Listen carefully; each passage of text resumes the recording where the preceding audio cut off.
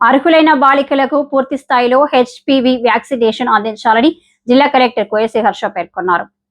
సమీకృత జిల్లా కలెక్టరేట్ సమావేశ మందిరంలో సోమవారం జిల్లా కలెక్టర్ కోయసి హర్ష, స్థానిక సంస్థల అదనపు కలెక్టర్ జె అరుణశ్రీ, డీసీపీ రామరెడ్డిలతో కలిసి హెచ్పివి వ్యాక్సినేషన్ కార్యక్రమంపై సంబంధిత శాఖల అధికారులతో సమన్వయ సమావేశం నిర్వహించి పలు సూచనలు జారీ చేశారు. ఈ సందర్భంగా జిల్లా కలెక్టర్ కోయసి హర్ష మాట్లాడుతూ, ప్రభుత్వ ఆదేశాల మేరకు జిల్లాలో హెచ్పివి వ్యాక్సినేషన్ కార్యక్రమాన్ని సమర్థవంతంగా అమలు చేయాలని తెలిపారు. 14 నుండి 15 సంవత్సరాల మధ్య ఉన్న బాలికలకు హెచ్పివి టీకా అందించడం ద్వారా గర్భాశయ ముఖ క్యాన్సర్ నివారించే అవకాశం ఉందని పేర్కొన్నారు.